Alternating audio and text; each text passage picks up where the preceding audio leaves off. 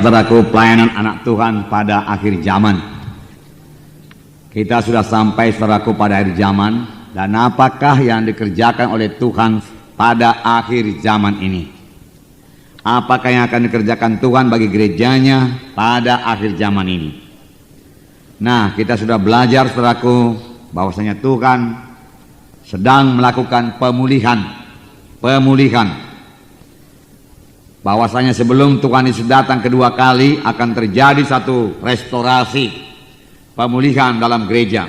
Ini tertulis dalam Kisah Rasul 3 ayat 21. Saya membacakannya kepada saudara. Kisah Rasul 3 ayat 21.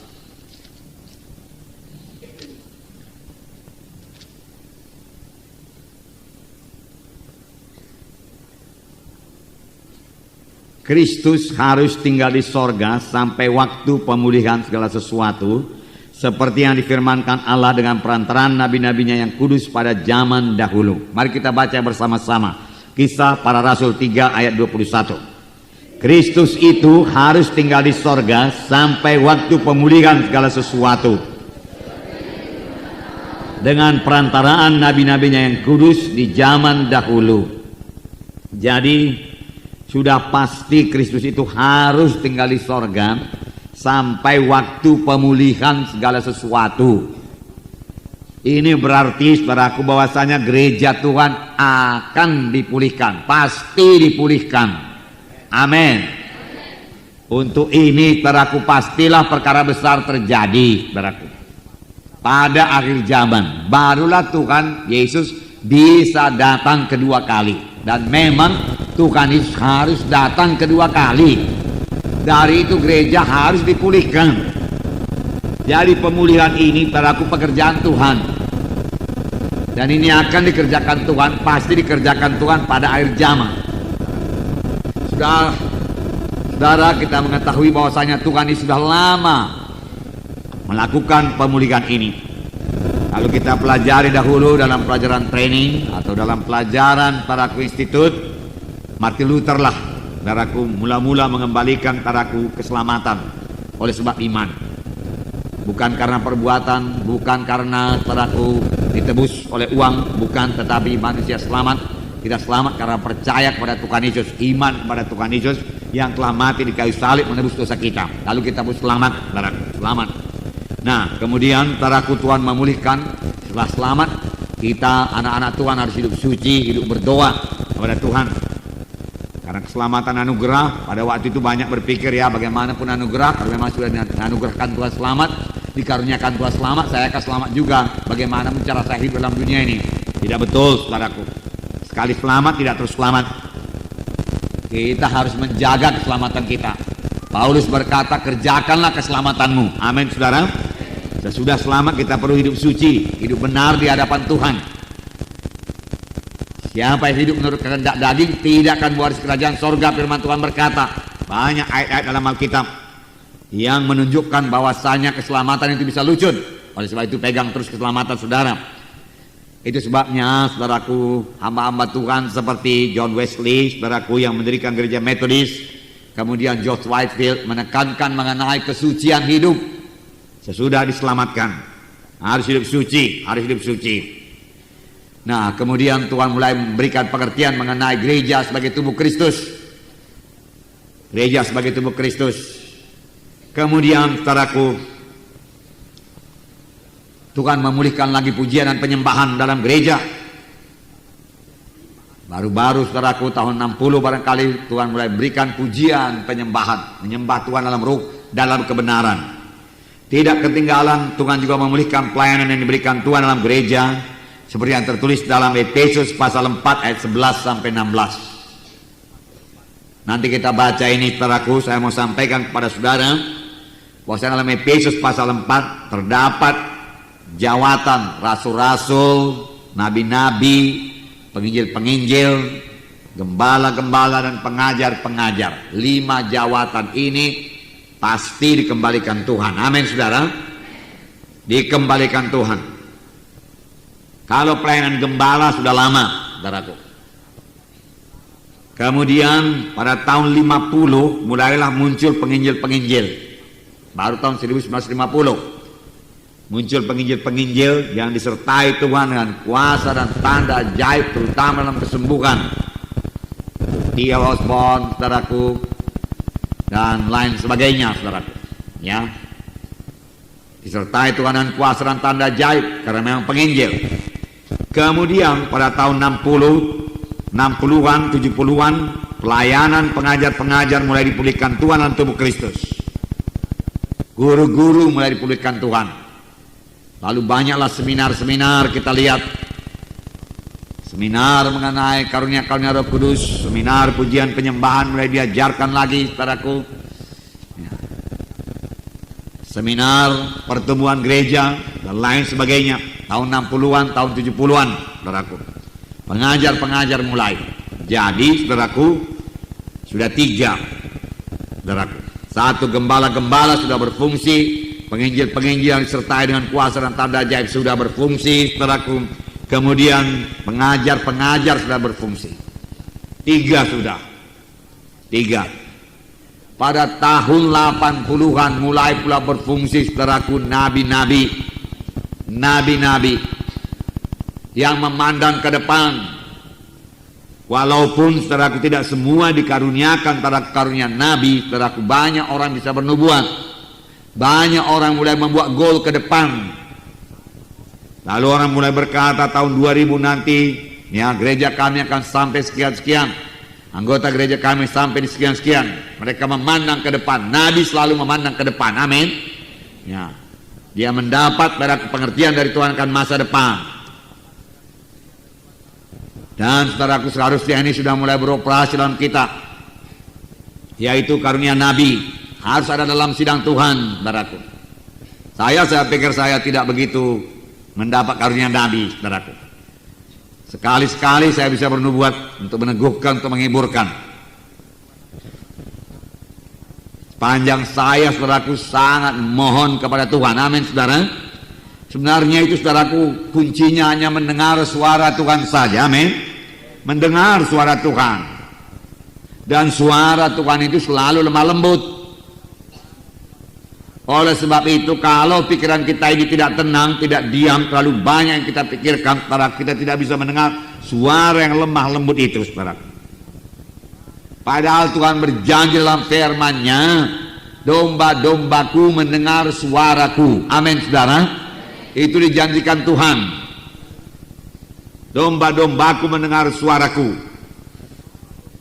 Dan domba-domba itu mengenal suara Tuhannya. Amin.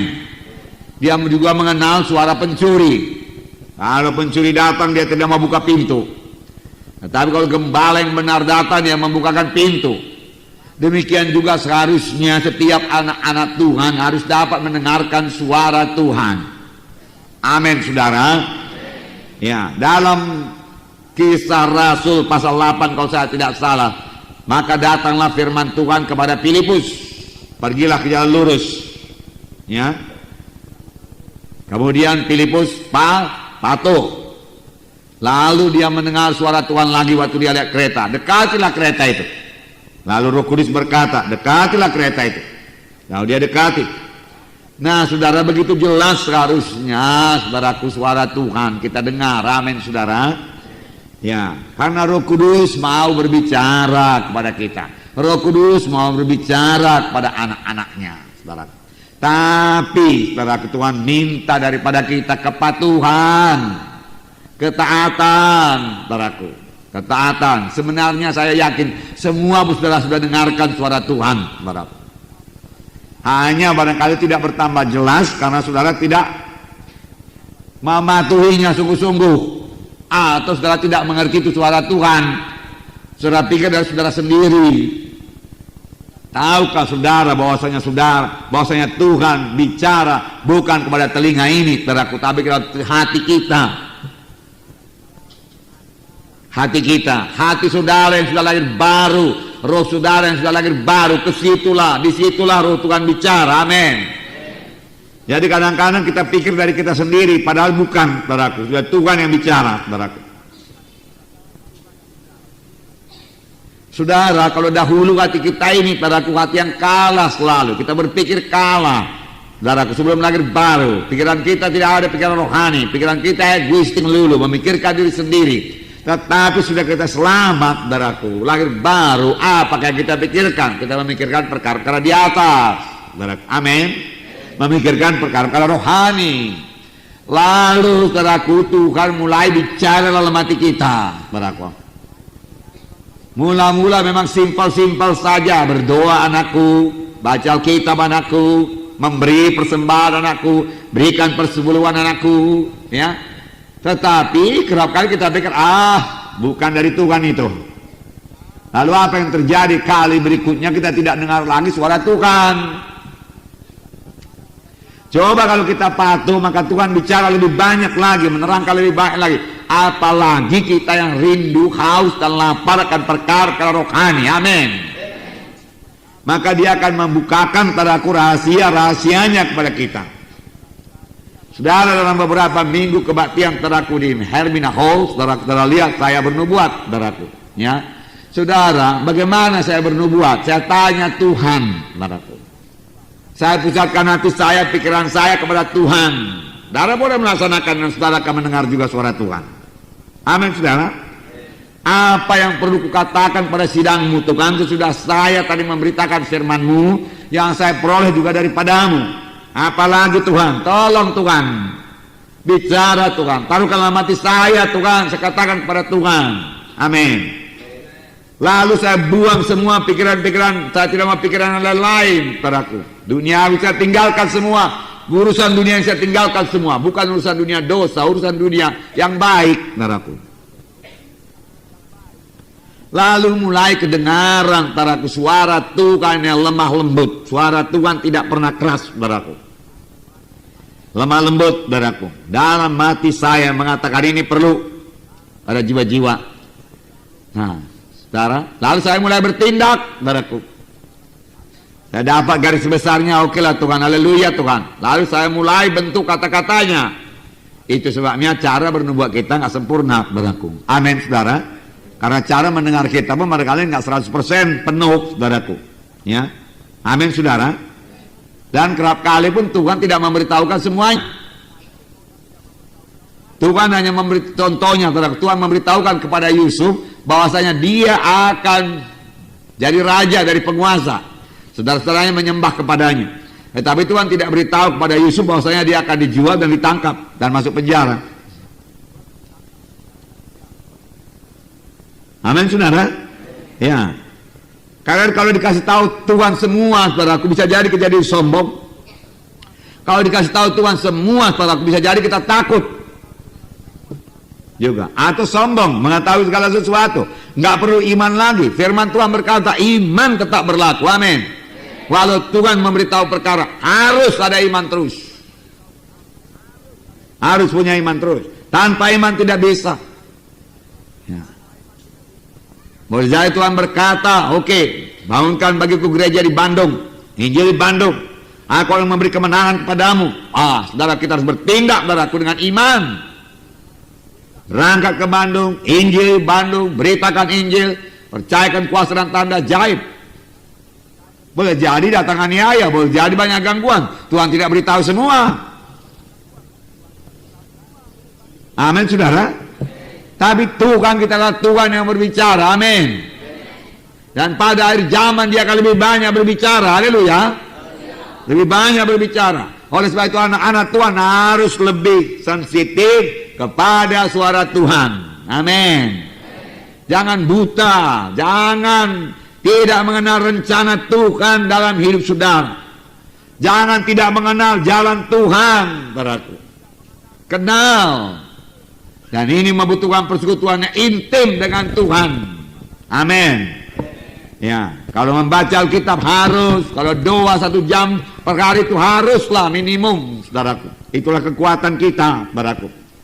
Dan dengan banyak berdoa, saudara, kita tambah mengerti lagi menyambut maksud Tuhan dan kehendak Tuhan dalam hidup kita. Tambah mengerti, mengenal suara Tuhan dan mendengar suara Tuhan, saudaraku. Nabi-nabi. Itu sebabnya nabi-nabi pada zaman dahulu berkata, beginilah firman Tuhan kepadamu. Malah saya tidak berani kali begitu, saudaraku. Ya. Saya pikir mungkin sebagian dari saya nanti nggak betul ini saya bilang, saudara. Ya, oleh sebab itu saya juga sering katakan kepada saudara, saudaralah menimbangnya lah, dikatakan, timbanglah apa yang dari Tuhan apa tidak. Ya. Dan saya selalu mengatakan kalau tidak pun dari Tuhan, saudara masih dapat berkat. Mengapa, saudaraku? Karena selalu daripada firman Tuhan. Tetapi mengapa saya dapat? Saya pikir saya dapat itu bukan karena dari otak saya pikir dari hati saya, saudaraku. Lalu saya sampaikan kepada saudara dari hati saya. Ya, jadi saya katakan itu dari Tuhan lah itu. Oleh sebab itu, saudaraku, buka hati saudara kepada Tuhan. Amin. Ya, dengar, bisa dengar kok, saudaraku, bisa. Bisa tanya kepada Tuhan. Mengapa tidak ada padamu? Karena tidak kamu minta.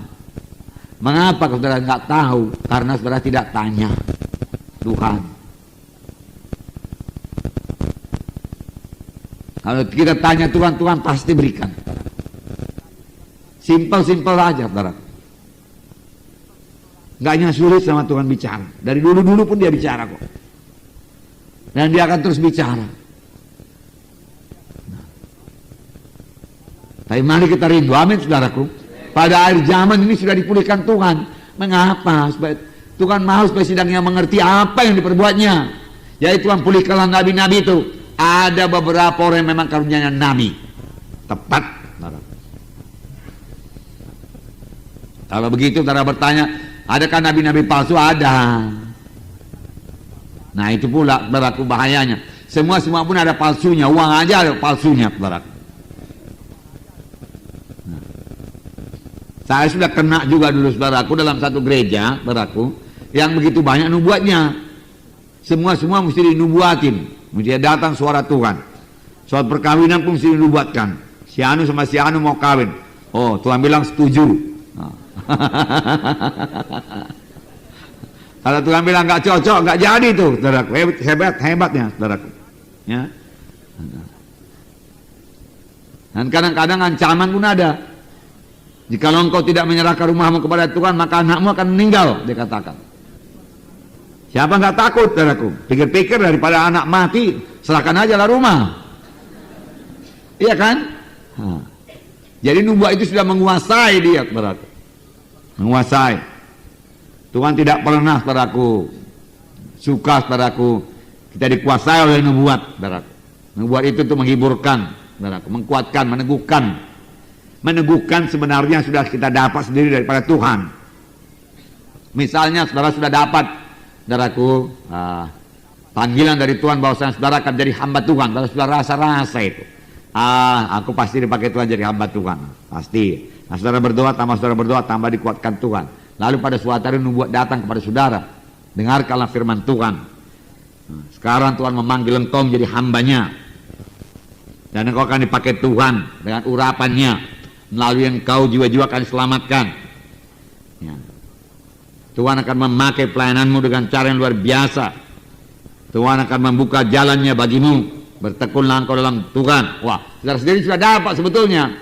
Tapi dikuatkanlah oleh nubuat itu lebih pasti lagi. Amin. Ya, itu gunanya nubuat. Nubuat. Nah, nubuat. Itulah pelayanan nabi-nabi. Pelayanan nabi-nabi. Ya.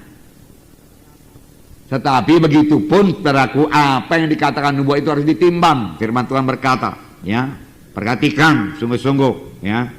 Kalau belum dapat daripada Tuhan, saudaraku, ya, berdoa lagi, saudaraku, berdoa lagi. Jangan pula terus menghakimkan, saudaraku, itu bukan daripada Tuhan, setan itu, jangan, saudaraku. Ya. Tapi saudara harus lebih banyak berdoa. Saya yakin, saudaraku, kalau kita banyak berdoa, kita pasti mendengar suara Tuhan. Karena Tuhan kita Tuhan yang bicara. Saya lupa ayatnya, satu raja-raja berapa itu, saudara? Nah, Elia mendengarkan suara Tuhan dalam lemah lembut.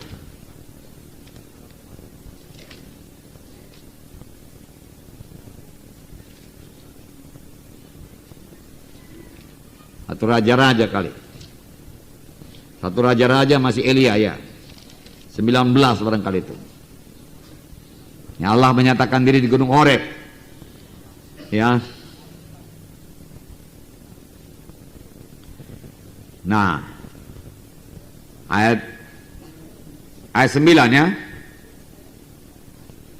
1 Raja-Raja 19 ayat 9. Mari kita baca. Berapa ayat ke bawah saya pun belum tahu. Mari kita baca.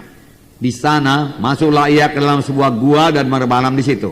Maka firman Tuhan datang kepadanya demikian. Apakah kerjamu di sini, hai Elia?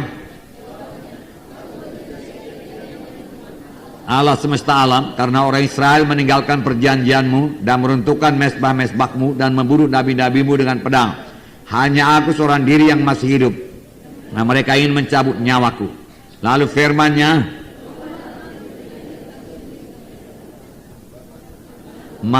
maka Tuhan lalu angin besar dan kuat yang membelah gunung-gunung dan memecahkan bukit-bukit batu mendahului Tuhan. Tetapi tidak ada Tuhan dalam angin itu. Dan sesudah angin itu datanglah gempa. Tetapi Tuhan tidak ada dalam gempa itu. Dan sesudah gempa itu datanglah api. Tetapi tidak ada Tuhan dalam api itu. Dan sesudah api itu datanglah bunyi angin sepoi-sepoi basah.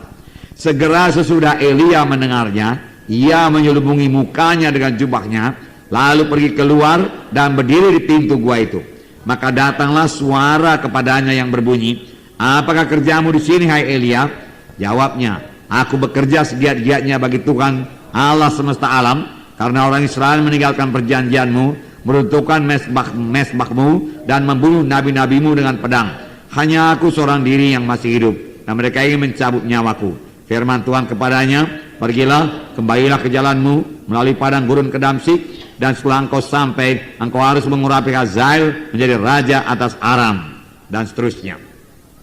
Nah, saudara, di sini dikatakan, saudaraku, datang angin, ya, besar dan kuat, lalu membelah gunung-gunung dan memecahkan bukit-bukit batu mendahului Tuhan. Tetapi Tuhan tidak ada di situ. Bukan begitu cara Tuhan berbicara, amin, saudara.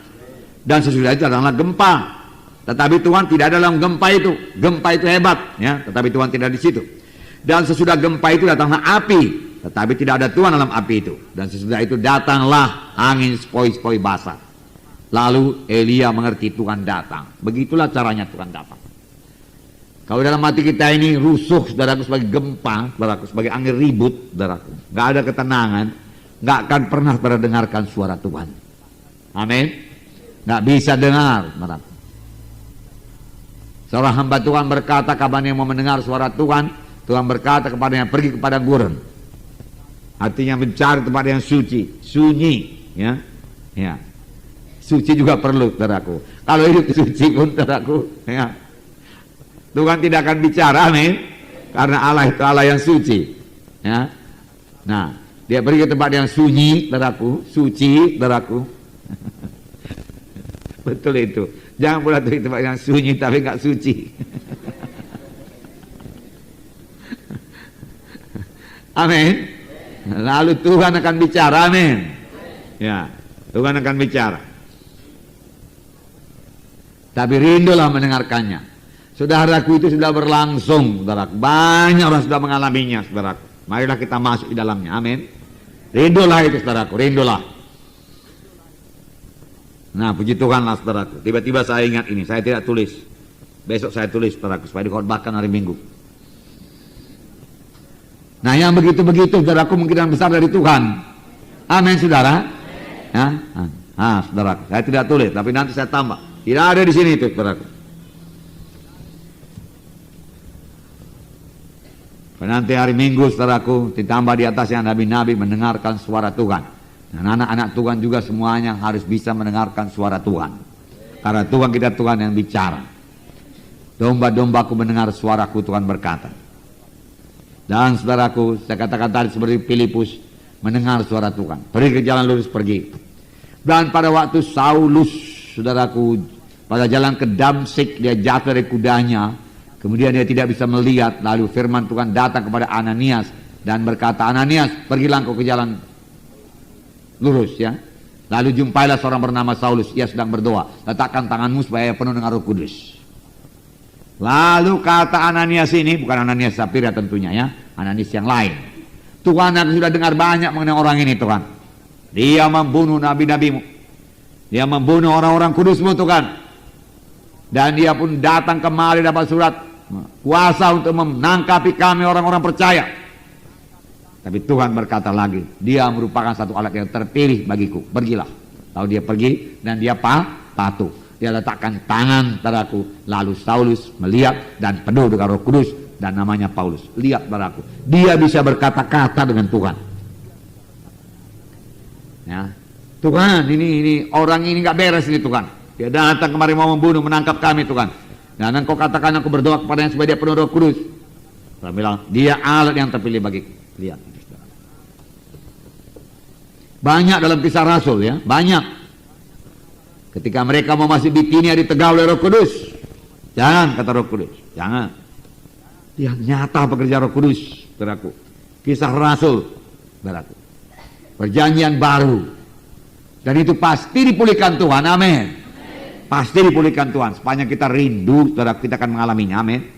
Haleluya. Nah, saudaraku. Dan saudaraku,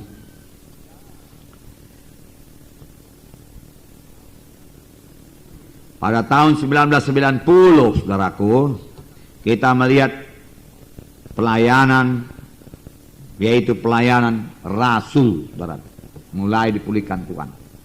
Pelayanan rasuli, kerasulan. Apakah artinya ini? Rasul artinya seorang yang diutus.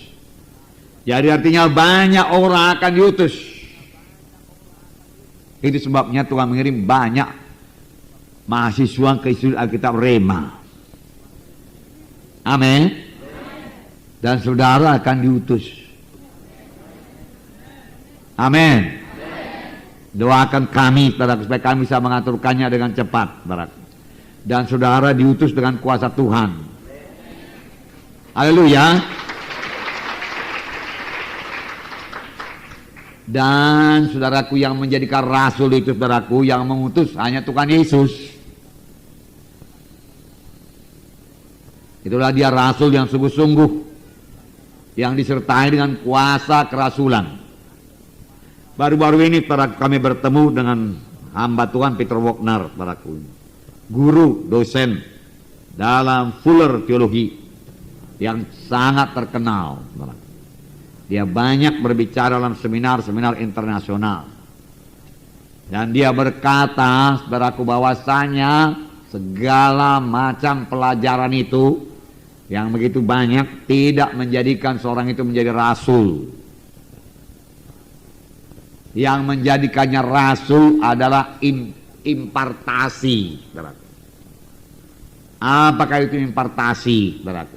Ya, impartasi artinya penyampaian, saudaraku, kuasa, saudaraku. Transfer kuasa, saudaraku. Impartasi dari seorang rasul, saudaraku, kepada calon rasul lah, saudaraku. Amin. Ya. Lalu dia, saudaraku, menjadi apostel. Dan itulah gerakan Tuhan, saudaraku, pada akhir zaman. Jadi kalau begitu banyakkah nanti apostel-apostel, rasul-rasul muncul? Banyak kali, saudaraku. Sebenarnya saudara pun sudah menjalankannya, saudaraku. Hanya barangkali saudara kurang mohon kuasanya, kuasa kerasulan itu. Dalam pertemuan, saudaraku, dengan hamba-hamba Tuhan cabang, saya katakan kepada mereka, saudaraku, sepanjang mereka itu, saudaraku, mengabarkan Injil Tuhan disertai dengan kuasa dan tanda ajaib, kemudian membangunkan gereja, saudaraku, kemudian mengaturkan, saudaraku, siapa-siapa yang melayani dalam sidang tersebut, itu seorang rasul. Ya. Dan karena saudara terpancar daripada iman Indonesia, maka saya terus terang saya katakan waktu itu sayalah kepala saudara, rasul kepala, amin. Dan yang lainnya, saudaraku, rasul, saudaraku, antara rasul-rasul yang lain semua. Nah, itu sebabnya, saudaraku, di Kuala Lumpur itu ada pertemuan Apostol Summit, yaitu pertemuan puncak rasul-rasul, saudaraku, ya, yang telah mendirikan sidang, saudaraku. Nah, itu pula sejajar pula semuanya, saudaraku. Tapi rasul yang paling tinggi Tuhan Yesus, saudaraku. Di bawahnya barangkali rasul yang 12 itu, saudaraku. Tetapi kemudian dalam Alkitab juga diterangkan, saudaraku, banyak rasul-rasul yang lain selain pada 12 rasul yang dipilih oleh Tuhan Yesus. Kemudian Tuhan mengirim 70 murid lagi. yang disertai dengan kuasa dan tanda gaib. Jadi banyak, saudaraku. Dan sekarang ini, saudara, pada akhir zaman, rasul-rasul masih berfungsi. Amin, saudara. Nah, ya, dalam Efesus pasal 4 ayat 11 sampai 16 itu dikatakan Tuhan akan memulihkan, saudaraku, pelayanan rasul-rasul, nabi-nabi, saudaraku, ya, penginjil-penginjil, gembala-gembala, dan guru-guru. Lima akan berfungsi kembali. Amin. Lalu tubuh Kristus jadi sempurna, jadi dewasa bagi pekerjaan pelayanan. Jadi, saudaraku, segenap anggota tubuh Kristus, saudaraku, ikut melayani, harus melayani. Amin. Nah, gereja Tuhan hanya dapat mencapai kedewasaan penuh apabila kelima jawatan tersebut sudah berfungsi. Dan memang ini sudah berfungsi. Barulah tercapai kesatuan iman dan gereja akan memiliki kuasa seperti yang dimiliki gereja pertama untuk menyelesaikan tugas yang besar, yaitu amanat agung. Jadi dapatlah dimengerti bahwa sekarang ini Tuhan sedang memulihkan pelayanan rasul, apostolik, gereja rasuli. Siapkan diri saudara untuk satu lawatan Roh Kudus yang luar biasa. Kita sudah sampai di akhir zaman. Dunia makin rusak. Moral sudah ambruk di seluruh dunia. Goncangan-goncangan, saudaraku, terjadi di segala bidang. Goncangan dalam politik, goncangan dalam ekonomi, goncangan keuangan, keluarga juga digoncang, saudaraku. Gereja pun digoncang, saudaraku. Apa yang tidak digoncang? Semua digoncang. Kita perlu berpegang pada satu yang tidak dapat digoncang, yaitu firman Tuhan. Firman Tuhan. Nah, ini tanda akhir zaman, saudaraku. Tanda akhir zaman. Biarlah kita bersiap, saudaraku. Apakah pegangan kita pada akhir zaman ini tidak lain daripada firman Tuhan? Pegang firman Tuhan, saudaraku. Nah, seperti apakah kira-kira pemulihan yang diberikan Tuhan itu? Saya percaya, saudaraku, kira-kira seperti gereja pertama lah. Seperti itulah, saudaraku. Mereka berhasil menginjili dunia, saudaraku. Apa yang kita lihat, terutama dalam sidang pertama, semua anggota tubuh Kristus ikut aktif dalam pelayanan. Jadi semua anggota tubuh Kristus melayani. Tidak ada yang tidak melayani. Ada tempat dalam tubuh Kristus, selalu kita katakan itu. Ada fungsi dalam tubuh Kristus. Ada tempat, ada fungsi. Nah, tanpa ini, saudaraku, tidak mungkin, saudaraku, dunia ini mendengarkan Injil. Kalau hanya pengerja-pengerja Tuhan saja yang melayani. Baiklah ditambah pemimpin KKS. Tidak mungkinlah, saudaraku, seluruh Indonesia ini mendengarkan Injil Tuhan. Tapi setiap anak Tuhan ikut melayani. Barulah seluruh Indonesia. Dan kalau semua gereja-gereja melaksanakannya, saudaraku, seluruh dunia mendengarkan Injil Tuhan. Dan Roh Kudus akan memimpinkan gereja ke arah pelayanan seperti itu. Amin, saudara. Jadi ini pelayanan yang besar. Seluruh anak Tuhan jadi terang Tuhan, jadi saksi Tuhan, menyaksikan Injil Tuhan. Lebih daripada itu, seluruh anak Tuhan mulai melayani, memuridkan. Dimuridkan dia lebih dahulu, sesudah itu dia memuridkan. Amin, saudara. Ini semua anak-anak Tuhan. Semua anak-anak Tuhan, saudaraku. Ya. Firman Tuhan yang berkata, kabarkan Injil pada segenap penjuru alam. Ya. Jadikanlah sekalian bangsa muridku, tidak mungkin digenapi tanpa semua anak Tuhan mengambil bahagian. Harus semua anak Tuhan mengambil bahagian.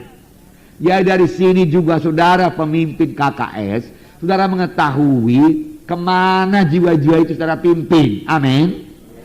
Ya. Lihat jiwa-jiwa dalam KKS saudara. Amin, saudaraku. Perhatikan jiwa-jiwa dalam KKS saudara sampai di mana tingkat rohaninya.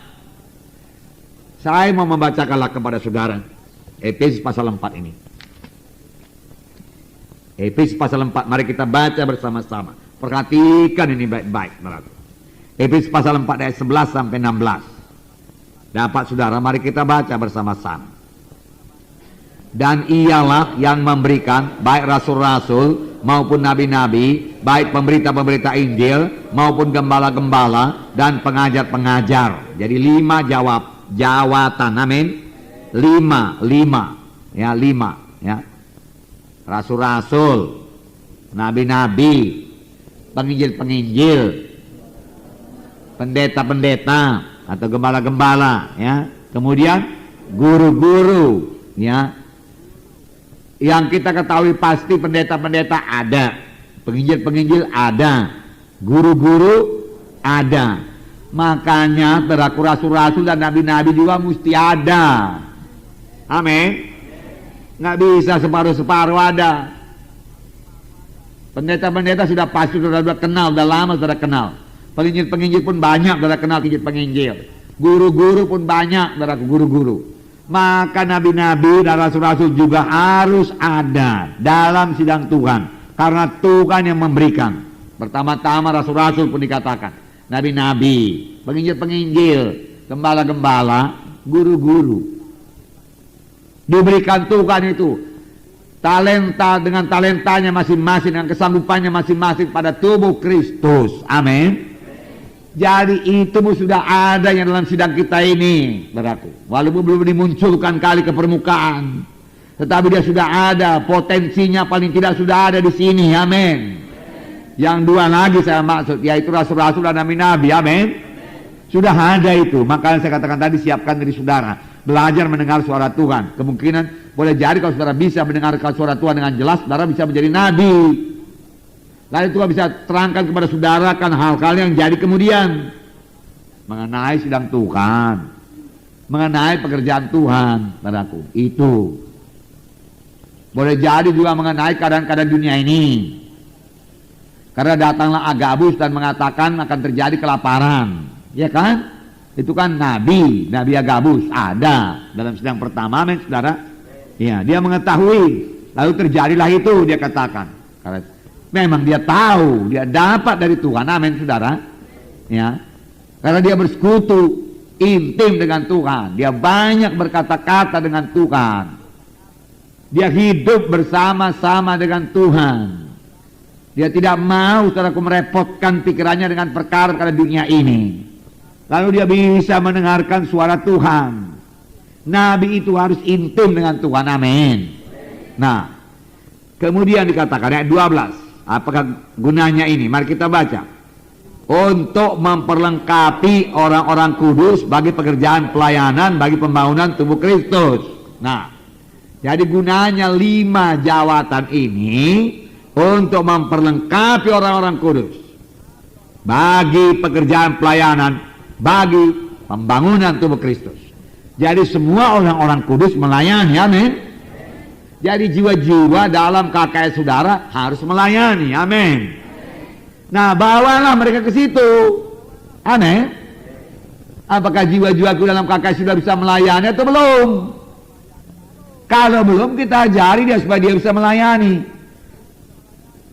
Karena paling tidak saudara sebagai pemimpin KKS, saudara termasuk salah satu di sini, entahkah guru kah saudara, entahkah gembala, sudah pastilah saudara gembala. Karena saudara pemimpin KKS.